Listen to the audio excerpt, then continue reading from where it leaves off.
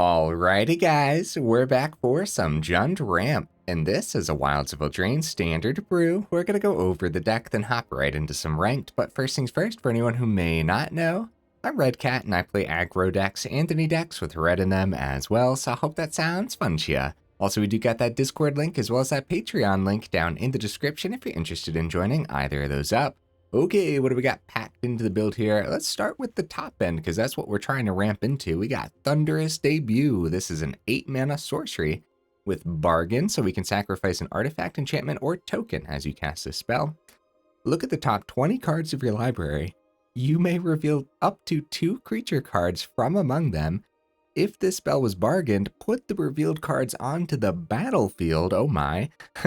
Otherwise, put the revealed cards into your hand, then shuffle. So you pretty much always want to bargain this, because spending 8 mana just to slam some creatures in your hand is a little bit too slow, especially for the current standard, huh? So yeah, what do we have in here to help us bargain? Well, we'll go over that stuff in just a second. Let's continue going over the top end. We got a couple Titan of Industries, criminally underplayed for some reason. I have no idea why. We have a couple Virtue of Persistence, which we could also think of as that adventure side removal. Very nice. We got Gruff Triplets here as well. It's a 6 mana, 3/3 with Trample, and when it ETBs, if it isn't a token, you create 2 tokens that are copies of it. So it essentially comes down and you get 3/3/3 tramples. But whenever Gruff Triplets dies, put a number of +1/+1 counters equal to its power on each creature you control named Gruff Triplets. So that can get out of hand pretty fast, man. So if one of your 3/3s dies, then the other 2 become 6/6s. So that's pretty interesting, right? Especially if we get a couple of these down too, because it's not like it's a legendary or anything. Well, I mean, it can't be a legendary if it's creating copies, but yeah, you guys know what I mean.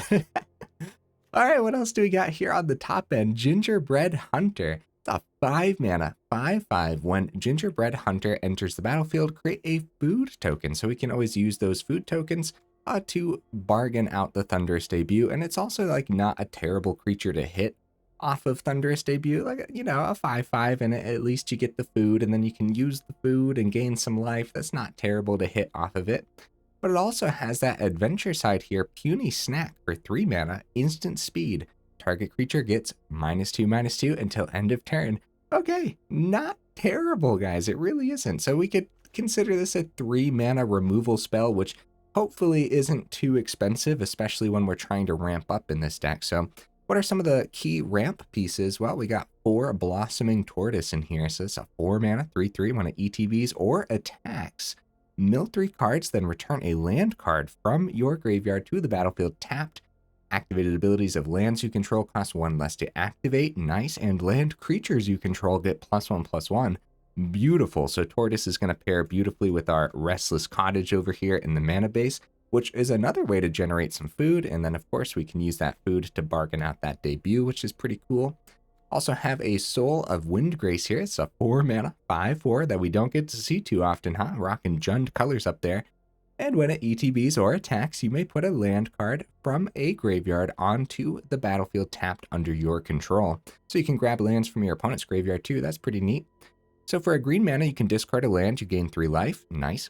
For 1 and a red, discard a land, draw a card. Nice. And then for 2 and a black, discard a land card. Soul of Windgrace gains indestructible until end of turn, then you tap it. Not bad. I'm interested to see how much this is actually going to do in here today.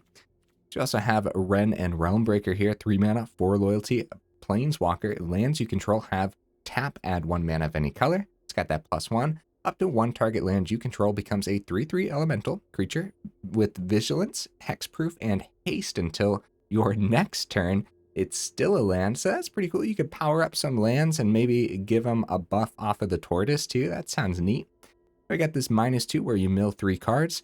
You may put a permanent card from among the milled cards into your hand, and then that could also stock up your graveyard with extra lands that you can then pick up with either your Soul of Windgrace or your Blossoming Tortoise as well. So we got this -7. You get an emblem with you may play lands and cast permanent spells from your graveyard. I don't know how often we actually get there, but dang, that seems good, huh?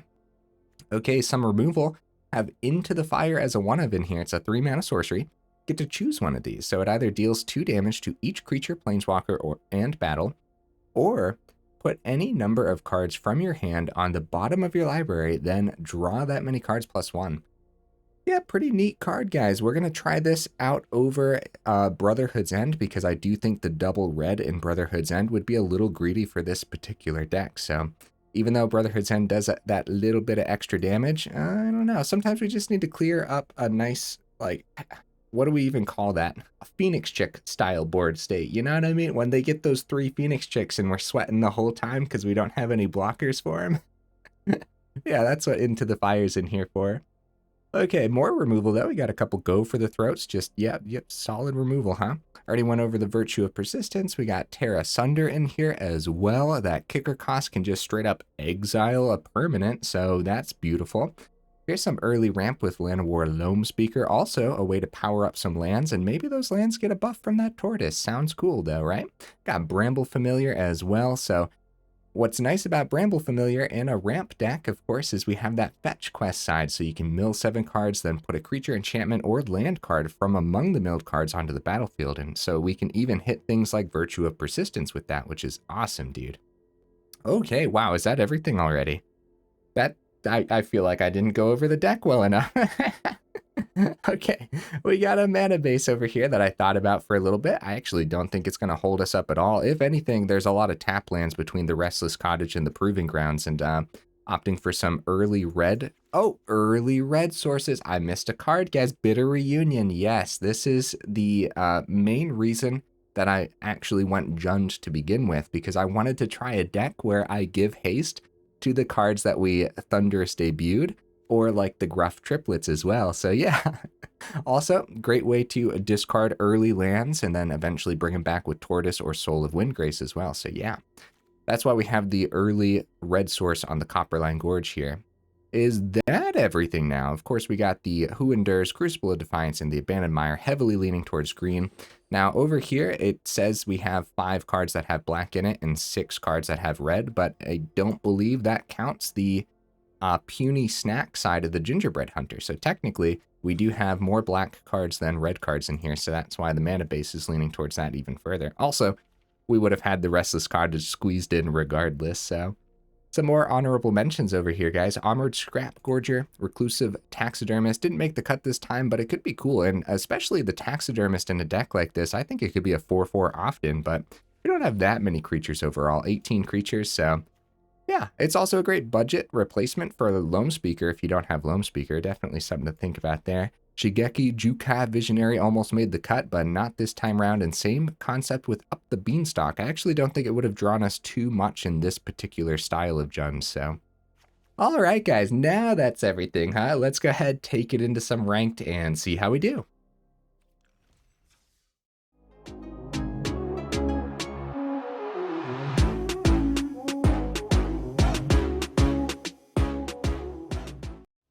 All right, guys, what am I expected from the build?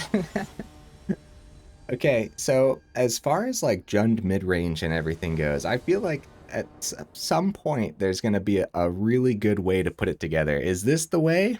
Probably not, but we'll see, we'll see. You go first. Not a bad one at all, huh? Go ahead and start with that Restless Cottage. Loamspeaker, we might have a turn 3 Tortoise, which sounds really good, man.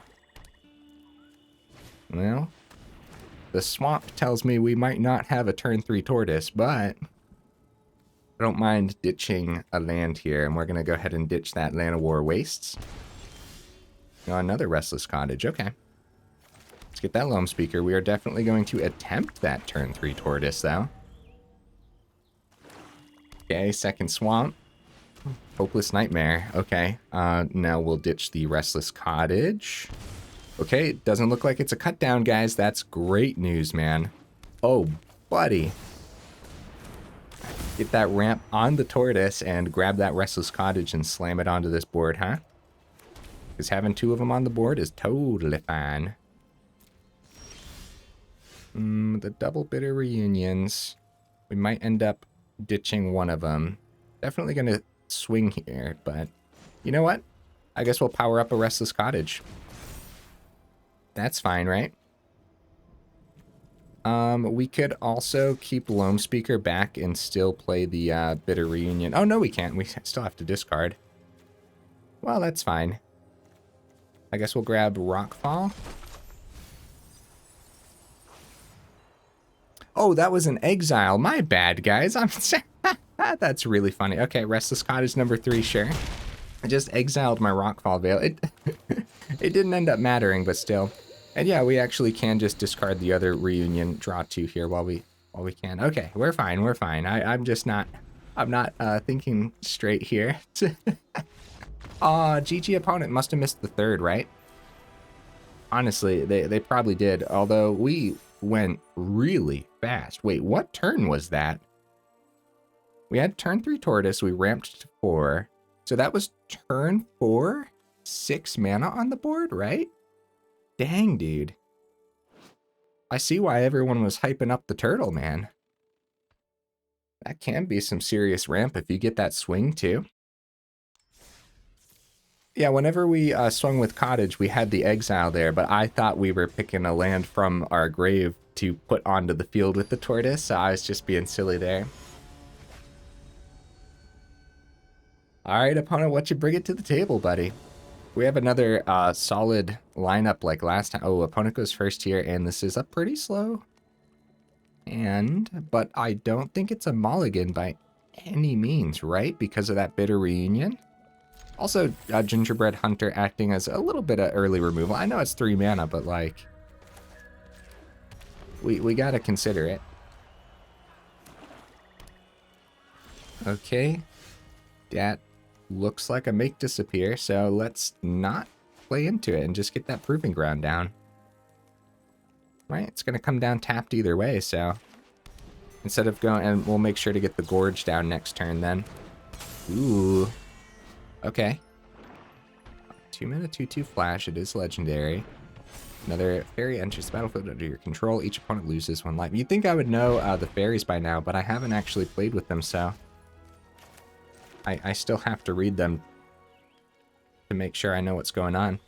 So since they only have double swamp open and no blue source, I'm going to do this on our turn. How do I feel about that, guys? No blue source means no counter. And they don't have a blue source to untap the Sleep Cursed Fairy either, so nice. Totally worth it, I would say. Anything that slows them down a little bit here and there. Ego Drain. Opponent, get out of my hand. I wonder what they hit here, honestly. There's a lot of great things on it. Maybe the Bitter Reunion, but it depends what they have in hand. Like, if they were planning on playing the Dreaming Duelist number 2, then that Gingerbread Hunter. Yep, Bitter Reunion. Okay, wow. Yeah, I think that's what I would have grabbed too. Of course, depends what they end up having in hand. Yeah, these could be a problem. Sleep Cursed Fairy could definitely be an issue. Okay. Rockfall Vale. That's only 4. Yee. Okay. Yeah, that Bitter Reunion was a great grab, actually. We do have the Gingerbread Hunter -2/-2 available, but not how much that's going to do, especially if they play like Sleep Cursed Fairy number 3. That would be terrifying. Wonder if they go plus here, because if they go minus, yeah, we can pick that up with the Gingerbread Hunter. It's going to go ahead and phase out. Let's go ahead and take out that ninja while we can. Not bad, not bad. Another Gingerbread Hunter. Did I call this a Gingerbread Hunter on accident? That's kind of funny. Same thing, same thing. Alright, let's get a 5/5 down, huh? And we get a food token, too. I mean, while they're tapped out.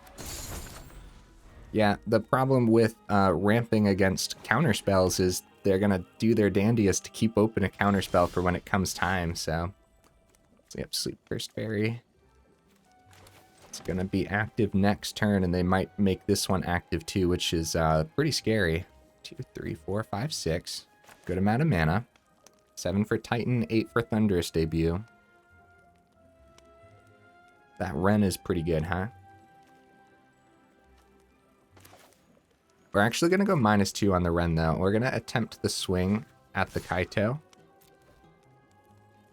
and see what happens here. Fairy Fencing, X is 2, which will be, so -5, right? Nice. Okay, so we go Wrenn and Realmbreaker. So if I would have went land, or powered up a land, maybe we could have hit that Kaito with a, yeah, maybe. This is fine too, though. Well,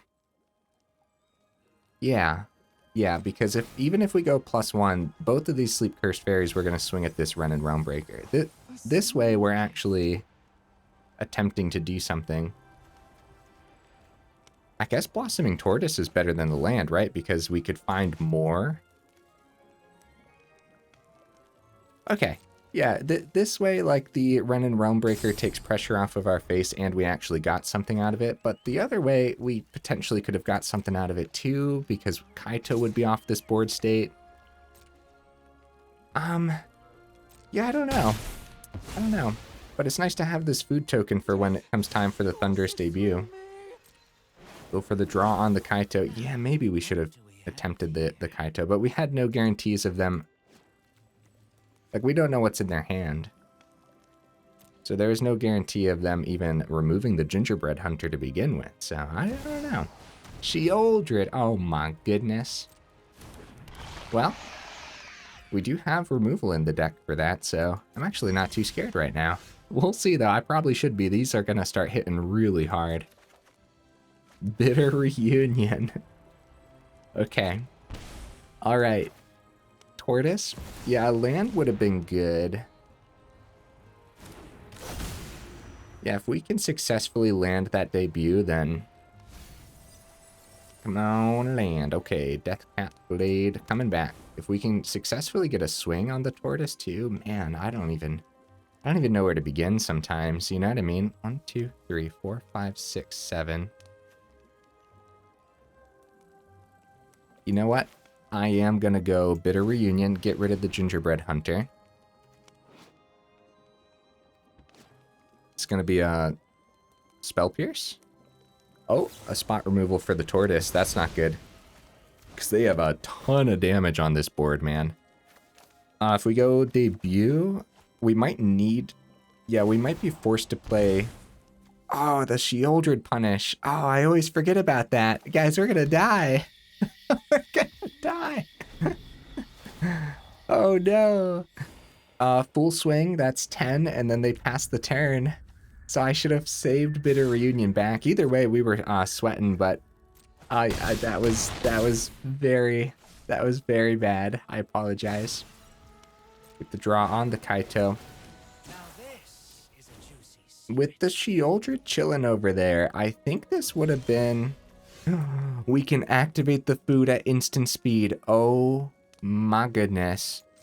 Oh my goodness. Red, take a look at your board state sometimes, huh? We're alive! It took a lot of mana, but we're alive! Yeah, I really shouldn't have drawn with that Bitter Reunion. Taking 4 damage from that was silly. If this was an untapped land, we would have had 7 for Titan.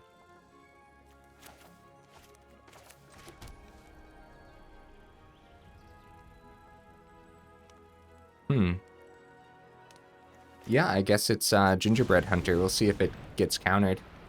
Even if we did have the mana at this point with their open mana over here, then we'd have to anticipate a counter. Give haste and swing at Kaito, but yeah, no, it's a GG's. So we'll keep the blocker for Sheoldred, but then the Sleep Cursed Fairies get in. Or they could just pass the turn again. Actually, no, they can't because we have more food from the Gingerbread Hunter. That's pretty sick, actually. Found more removal as well. GG Fairies. You know what? I'm sorry I couldn't put up more of a fight, opponent. The Bitter Reunion was so silly, but man, we were going to be taking a lot of damage regardless, huh? And earlier with the Wrenn and Realmbreaker... Wow, they had 3 of the Fairy Fencings. I mean, they probably have all 4 in the build, but yeah. For that game, I mean. Earlier, if I went Wrenn and Realmbreaker, power up a land, then full swung at Kaito, they would have hit the 5/5, and then the land would have landed on the Kaito, giving them a lot less card advantage, right? once the Shieldred hit, if we didn't see removal in a couple turns, I guess that's a case to be made for Bitter Reunion, right? Even though we took 4 damage, if we had a chance to see some removal, right? So maybe there's not too much removal in here that deals with Shieldred. A full powered Tear Asunder is one, and then the 2 go for the throats as well, but I don't know if we ended up milling any of those. I did not check for that. Yeah, GG opponent. I feel like that, honestly, could have gone either way. And if I would have played it out a little bit better, maybe it would have. Maybe it would have heavily leaned towards us, right? Wow, good hand. Yeah. Dude, these starting hands are solid. Got the Thunderous Debut again. Maybe we can actually ramp up into it this time. Oh, did I forget to go over how many lands we have in here, guys? We have like 28 lands or so. There is a hefty chunk of lands in this build, so yeah, because we want to play a land every turn, and then there's going to be plenty of turns where we want to discard a land, like here, for example, if it lands. We have Bitter Reunion number 2, luckily. Okay, and we will go ahead. We're going to bring it back with Tortoise, so it's going to come out tapped anyway, so we'll go ahead and get rid of the Copperline Gorge. Okay, Proving Ground, Tortoise number 2. Consider. Okie dokies. You do that considering, opponent. Nice, I like your card sleeves. What card is that from? Like, what is this? Is this robot from, guys? I'm not sure. It might be from an older set that I haven't played, or... Okay, wedding announcement. Gross. Okay, we probably... Maybe it's just Virtue for the turn. I hope they don't leave open their mana next turn, because we really want that Tortoise to land, you know what I mean? The Bitter Reunion could be good for the turn too. We don't need to worry too much about the human. Okay, let's go Bitter Reunion. We'll get rid of the Proving Ground. Same concept with it coming back tapped. Gruff Triplets, Rockfall Vale. Nice, nice. Yeah, we're seeing the mana we need to see. Really want this Tortoise to hit next turn, but even if they do keep it all open, it could be as simple as a Wandering Emperor or so. And a Wandering Emperor isn't too bad. Yeah, they keep it. Okay, another human. Right, so... Tortoise number 1, does it land? We do have Tortoise number 2 for next turn, but... Okay, nice, nice. A little bit of ramp right now is beautiful, man. Absolutely beautiful. We'll go ahead and grab the Proving Ground. Gonna be some spot removal. Okay, spot removal instead of counter means they might just be keeping a counter for something better, first of all. Or it might mean that it's not in their hand and it was just spot removal all along, so. 2, 3. At least we got something out of the turtle. That really matters. Swinging for 2. Wedding announcement's about to flip. So they're going for the draw on the announcement, which definitely makes sense for this style of build.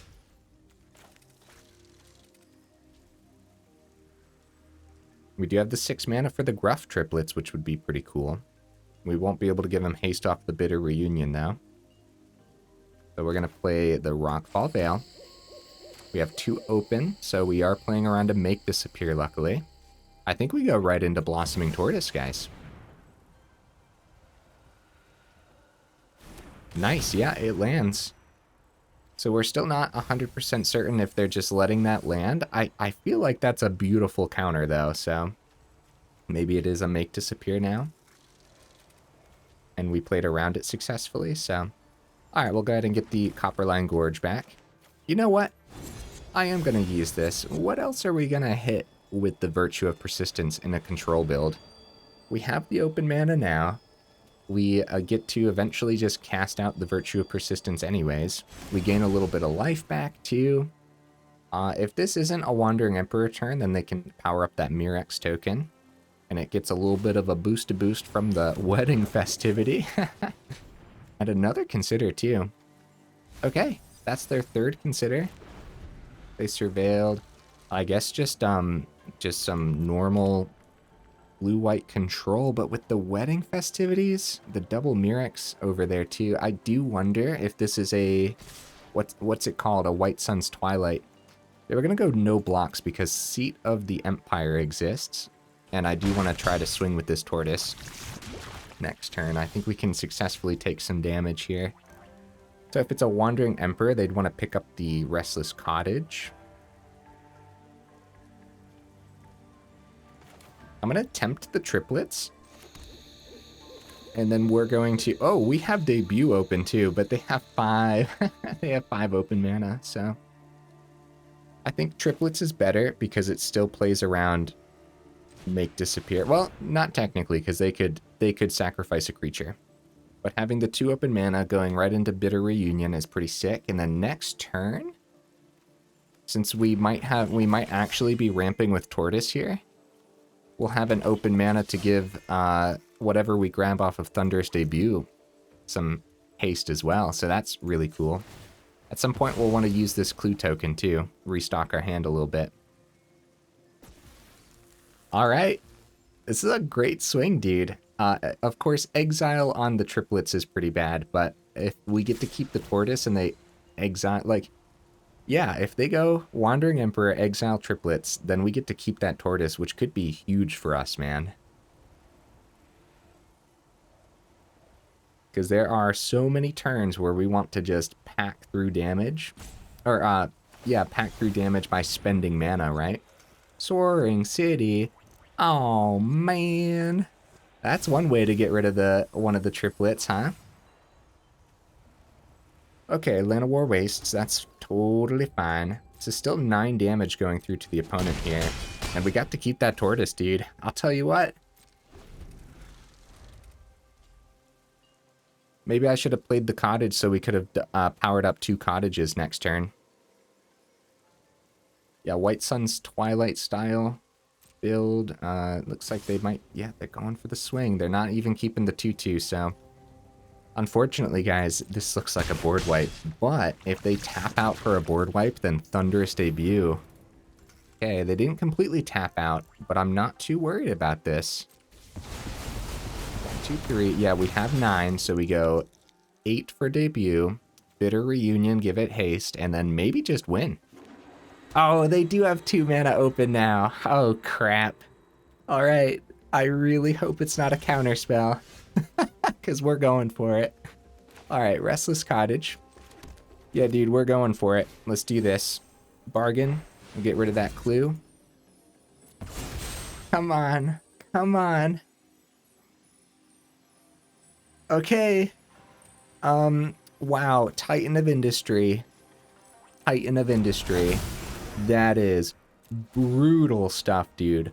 Holy cow. Wait, I just chose 5 life on accident. Oh well, we should still be fine. That was an oopsie daisies. I was supposed to choose Rhino. And then we can get rid of their wedding festivity too.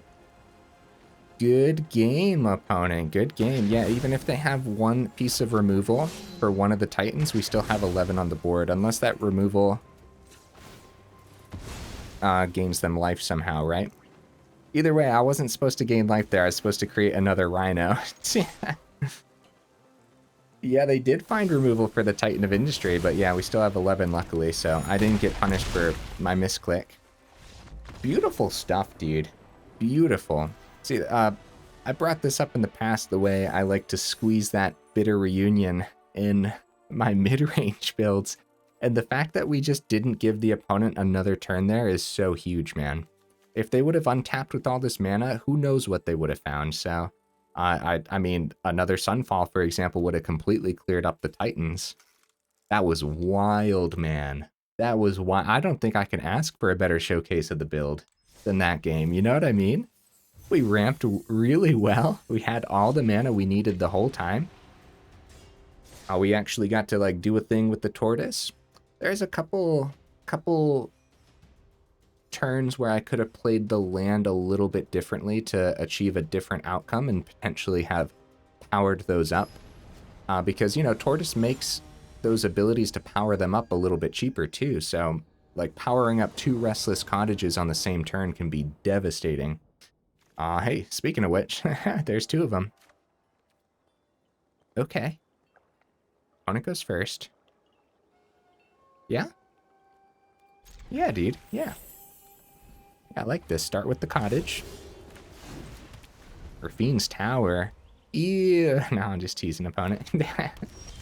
We are seeing I would say a lot more Esper Legends, but Esper Legends has been persistently terrific for a very long time, so can't complain about it too much, you know what I mean? And it's not even that bad. It's super tough, you know? But like, it's not that bad, is it? I don't think so. Soul of Windgrace. Yeah, dude. Copperline Gorge. That way we don't have to worry about that being tapped. And Soul of Windgrace. We don't get a land back, but like getting a 5/4 creature down. Well, it might get countered, huh? Aw, Dissipate. Okay, it's not going to be Esper Legends, Esper Control, which we see a little bit less of. At least I do, right? We usually, if it's Esper, it's usually Legends. Virtue. I wouldn't mind powering up a land, but 4 mana, that's probably an Emperor. So Bitter Reunion's probably a better bet here. I'm not even going to play around to make disappear, because if they want to make disappear a Bitter Reunion, then that's totally fine. Tear Asunder's probably going to be good against Esper Control, just based on what we usually see. I'm going to ditch the Deathcap Glade. Okay, more land. We're going to go Cottage. And that's it. We're just going to keep the Tear Asunder open. No swings. Especially powering up a land and having it land into a Wandering Emperor would be really, really bad, so.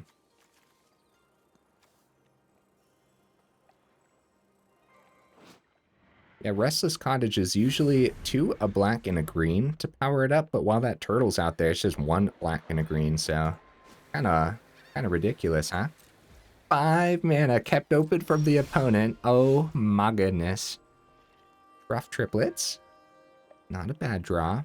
We have the mana for it, but like, I don't know about that, you know what I mean? Maybe we do. I don't want to send a land to its demise, you know what I mean? That would feel pretty bad. I'd rather use the ramp that we have at hand. And now we have a full-powered Tear Asunder open, so if they do go... Wow, another Memory Deluge for 4. Oh, buddy. Yeah, the full-powered Tear Asunder with the full kick cost is exile target non-land permanent, which is pretty good, dude. There's the opponent's 6th mana. Nothing from them. Okay. Okay. Probably still worth keeping the Tear Asunder open, right? Not this turn, though. I think we're going to try something, unfortunately. We're going to attempt the Gruff Triplets. Actually, we do have Titan, but we can give these haste by tapping down Loamspeaker. I'd rather them counter the Triplets than the Titan. I don't know. I feel like the utility on Titan of Industry is going to be a little bit better, but... We'll see, we'll see. These style of decks run a lot of exile removal, so Gruff Triplets probably isn't even doing too much if we get them. Alright, let's do the Bitter Reunion. Swing for 9. You never know, guys. It might actually get through, and how many turns have they been holding like a Wandering Emperor in hand? It might actually be the turn that they get that down, exile the Triplets. One of them. Like, this is 3 creatures, so... That could be pretty tough to take care of here. Does it actually go on top or bottom, or does it immediately die? I have no idea. I'm putting it on top to see what happens. No, yeah, it immediately... it immediately disappears then. That, like, the way that was animated, you know what I mean?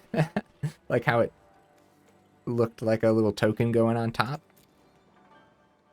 But yeah, if the tokens ever leave, then they just kind of disappear. But yeah, the way that was, super weird. Still have 4 mana open. Doesn't look like they have that Wandering Emperor, guys. That's surprising. Demolition Field, yeah, take out that cottage, nice. Luckily we do have enough forests in here to get by.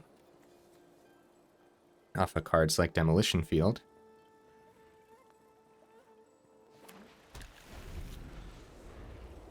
Yeah, the Gruff Triplets have yet to actually do the Gruff Triplet thing because they're all dying by other means. Which is pretty funny. I mean, that's to be expected. That's not like getting unlucky or anything. That's just kind of how it is. Sunfall. Yep. Okay. Great turn to play Titan of Industry, I suppose, since they only have 1 mana. 2 mana. Oh my goodness. Control. Why? Okay. Right. Yeah, we get the 7th down. Virtue of Persistence wouldn't be terrible. Well, I guess it would be since everything got exiled. All right. Titan. Yeah, they still got that 2 mana, dude. It lands. All right. All right. So we probably anticipate more Sunfall. So we're going to go Rhino. The shield counter's not going to do too much against this deck, I can only imagine. So let's take out that 3 counter incubator. A pretty fun time, guys.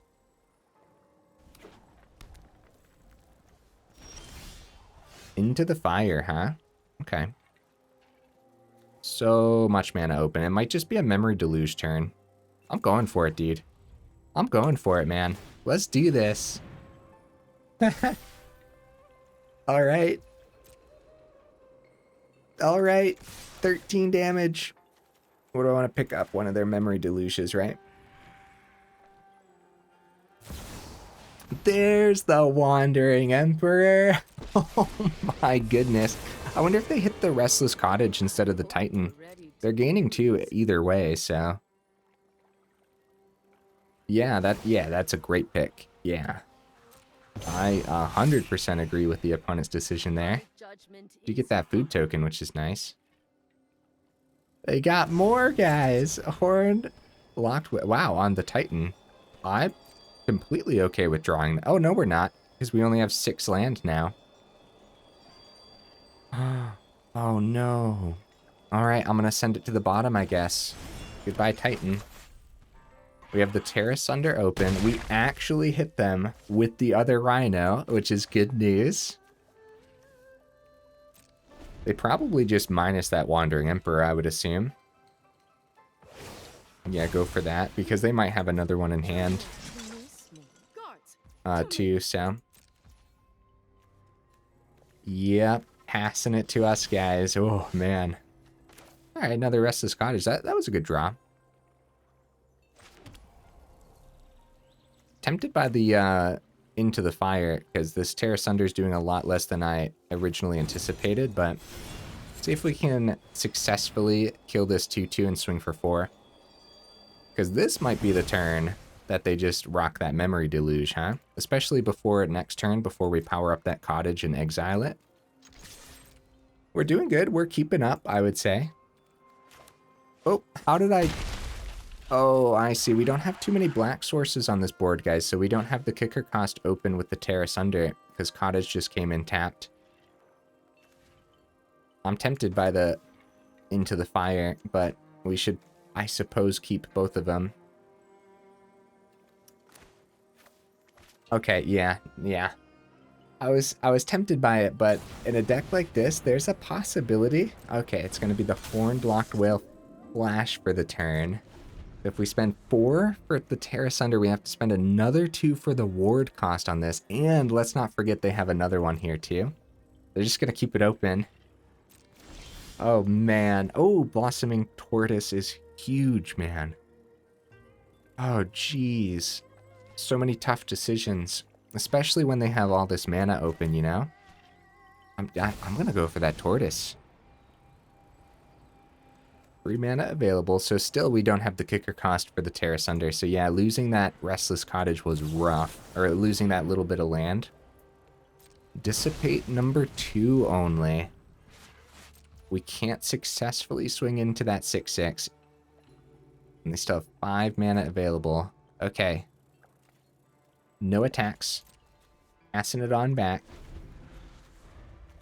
It feels like it's been a brutal game, but realistically, the opponent hasn't done too much. It's just very... I want to say, like, fine-tuned plays, right? Hitting those critical spots of the build.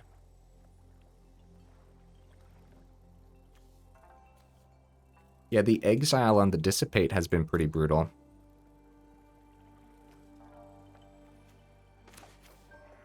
Let's go for... I apologize, opponent. I'm thinking, buddy. There's so much to play around here.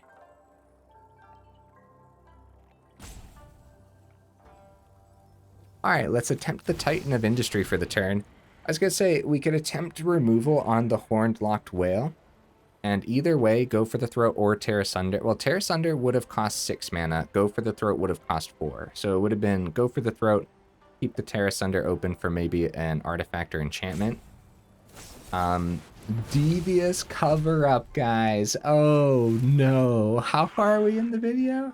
41 minutes? Guys, do you think we'd have time for one more if I didn't stick this one out? Ah, but they're at 8. There's a small sliver of hope, of chance. They do have that Restless Fortress, but they can't swing into that Rhino. If they remove this and start gaining life with this, then I guess Proving Ground. We might want to keep that to cycle when it comes time. No, probably not. We want more black sources on this board. Alright, let's attempt to go for the Throat, because if we can resolve, autopay, if we can kill that Horned Lock Whale and get 4 through, then like I said, yeah, there's a chance. As much as I want to play another match. Oh, Wandering Emperor. Okay, well, there's probably not a chance anymore, right? Well, let's go one more draw, though, because you guys know I like sticking it out. Okay, they're back up to 10. Maybe I should cycle this. Actually, sorcery speed. We'll remove both of these and draw 3 and see what we see. Completely filter our hand out.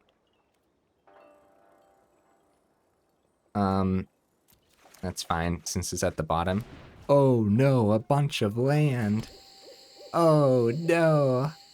All right, one draw. We'll give it to the opponent. We'll go into another game. Just for the sake of getting more matches in, huh? Invasion of Arcavius.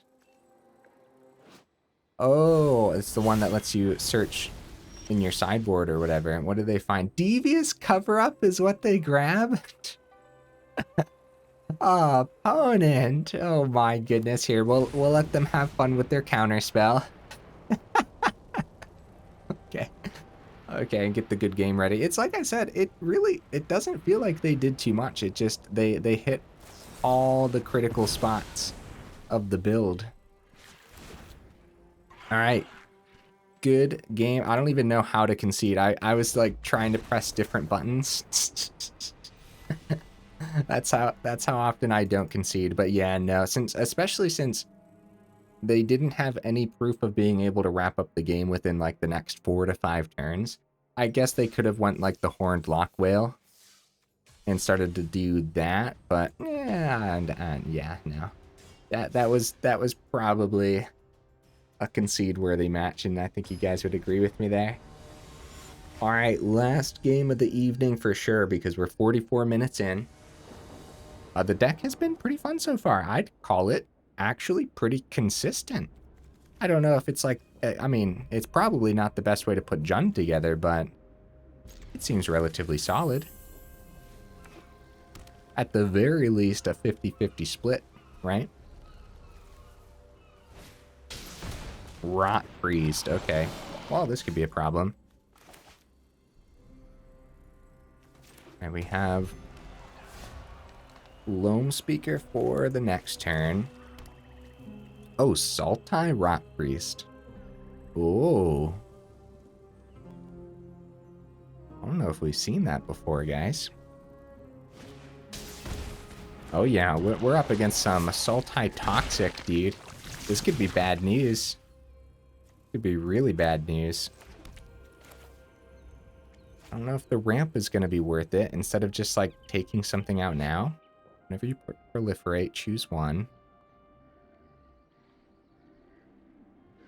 Okay. Yeah, we're going to do our dandiest to go fast. Hopefully Loamspeaker survives the turn. That Soul of Windgrace was a terrific draw, wasn't it?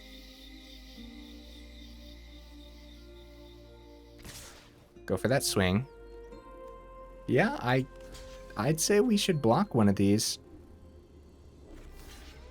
We don't want too much toxic slipping through. It's something fancy. It's something fancy.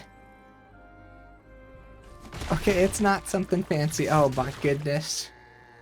Oh, it's always a risk of a combat trick, but you know, usually it's not, depending on the build. But yeah, it could have been like, I don't know, like a giant growth. I guess that would have been a little bit of an oddball, but all right, guys. We got to remove some of this board. They're going to be getting some stuff from the Rot Priest, so we got to start there. And the 2 life from this doesn't do too much. This is sorcery speed. And we can keep the Go for the Throat at instant speed if we wanted to. It might be some protection. It is going to be some protection. Oh, Whisper of Dross. Oh, nice, nice. That is a lot of extra. I thought that was going to be a Tamiyo safekeeping, and that would have been really bad. I don't know if we would have had a clear path through all that. Wait. -1. Oh, I see. Get that 3/3. Which Tear Asunder does take care of that 3/3. We already have 5 poison counters, guys. We are in some serious danger. Holy cow.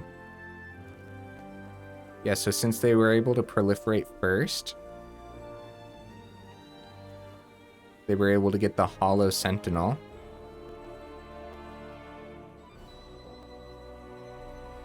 I guess we hold Go for the Throat open for their turn, but like having them untap is super sketchy. But since they didn't, if they had protection, then it would have been protection for that Rot Priest, you know what I mean?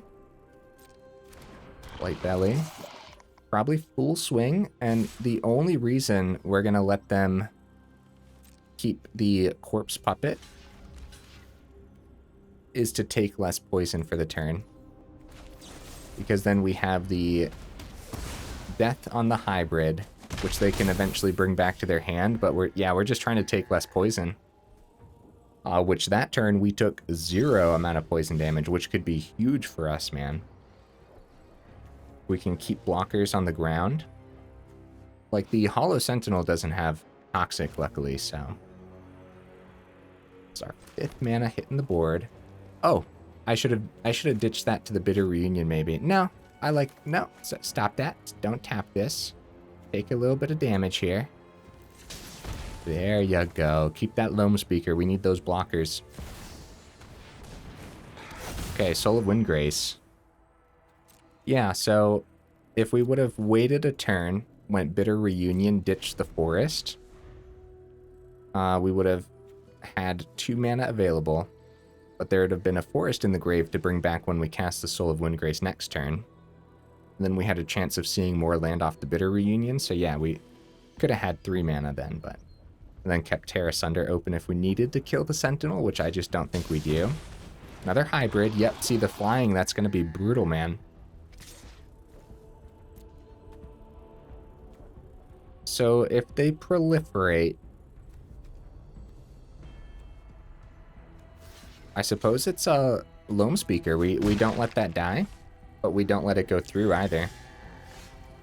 Okay, Restless Cottage. Right. So, I wonder if when we start swinging. I don't think so. I was going to say we could use this ability too. and then swing and bring it back and whatnot, but I think we just play this and then probably Tear Asunder the hybrid when it comes time. Yeah, we're going a little slow, but I think that's fine. I think, yeah. I mean, we are a mid-range build, so doing our dandiest to ramp into that Thunderous Debut as well. 2, 3, 4, 5, 6. We're almost there.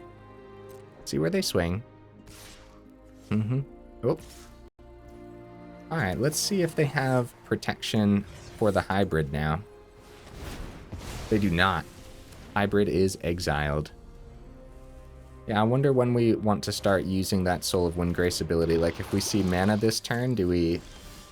Yeah, oh, I don't know about that, man. Restless Cottage, the Death Touch would definitely pick up the cottage, and then the life from the food doesn't do too much for us. So we're just going to try to find some land here off the Bitter Reunion and ditch the other Bitter Reunion.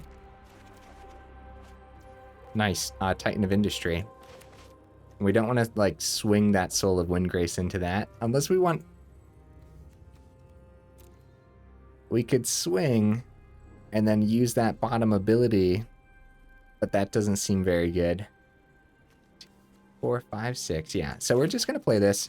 There's definitely, like, lines of play that we could have considered instead of keeping the creatures, but if we're not careful, guys, like, we know how Toxic can just completely obliterate in a single turn, especially when it looks like a proliferate style of Toxic. Then we have to be super cautious with our blocks and everything. So we do have 8. We are going to take this. If only we had a land to discard, right? Because then the... I mean, we could block with Soul. No. Okay, up to 6 poison. Yeah, the Death Touch is rough.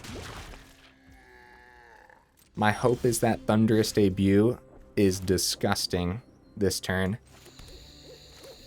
Titan of Industry could be good too. The shield counter? We might find. Alright, let's bargain. Let's do this. We might find another Titan on top. Just find as much as possible here. No counterspell. We didn't see too much. But not bad, huh?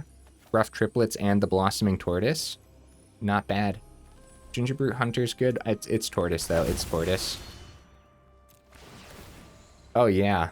Oh, yeah. With the triplets, like, being able to block that Death Touch now? That's disgusting, dude.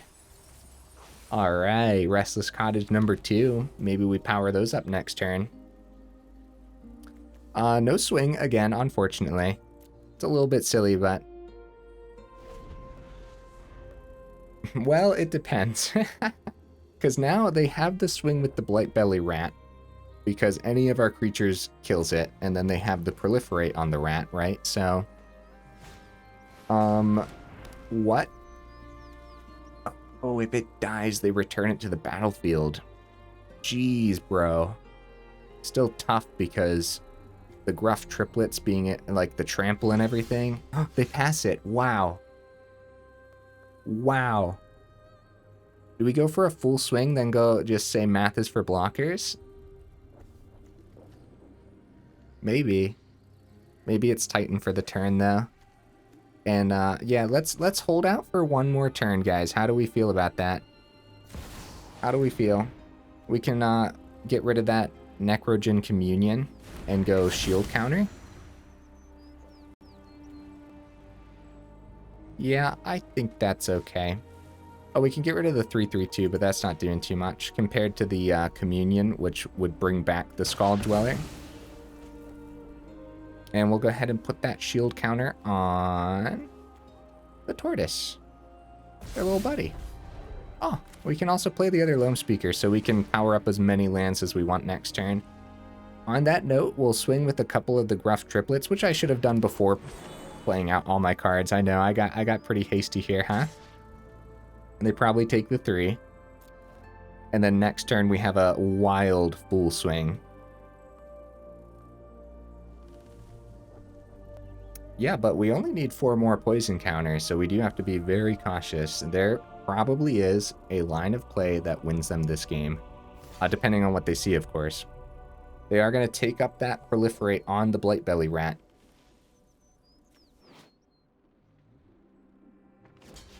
They are going to double block. So that lets us kill the Corpse Puppet first. I wonder what's going on here in hand. It's not protection.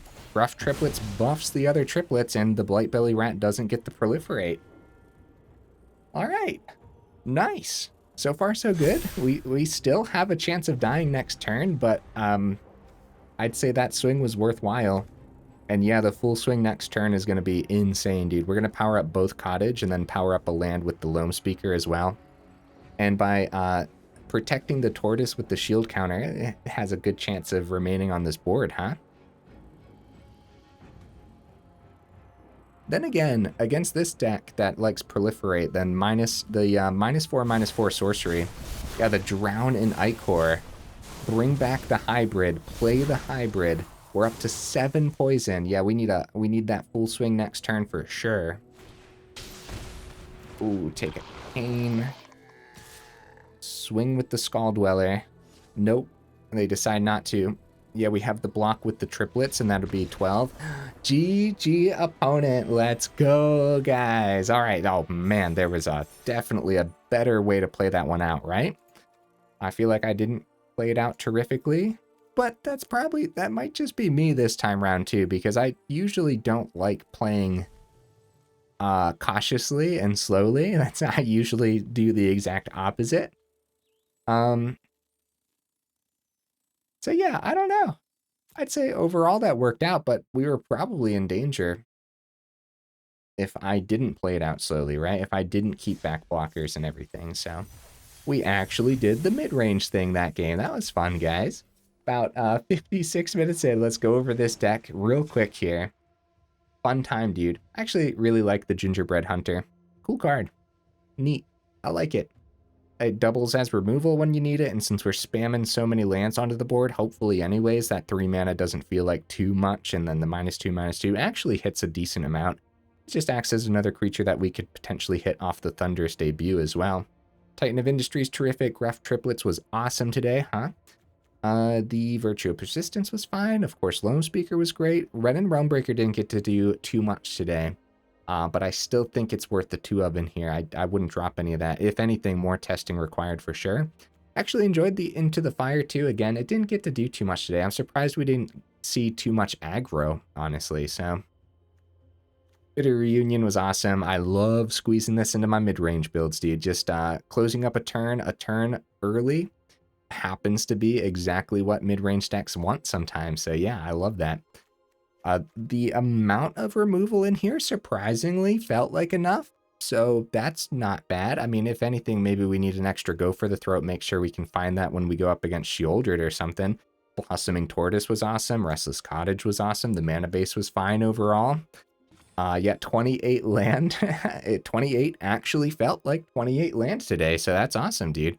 Soul of Windgrace didn't get to do too much either because we kinda, in that last game that we actually saw it, we weren't seeing too much land in hand, and instead of like swinging in, I wanted to keep Soul of Windgrace as a blocker, so I didn't want to like discard that land to one of the Soul of Windgrace's abilities, and then like swing and then bring it back.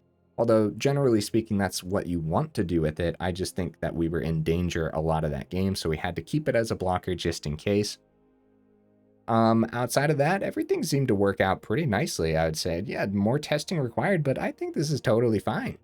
It's probably still somewhere in the middle, like as far as like win rate goes, probably still somewhere around, I'd say 50%. I don't know if you can expect more than that, but maybe you can. I don't know.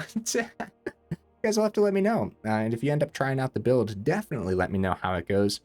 I don't know if this is one that you'd want to craft. It does seem a little bit expensive here, especially the Tortoise being mythic and the land. Yeah, the mana base is a little bit absurd over here, isn't it? Honestly, the mana was good enough that I think it might be possible to configure this in a way with more basic lands too, and you'd probably be fine overall. especially with that Wrenn and Realmbreaker with that top ability making all of our mana tap for any color. So guys, either way, if you made it this far into the video, for real, y'all are champions. I super duper appreciate you. Let me know what you would add or take out down in the comments, and I'll see you in the next one.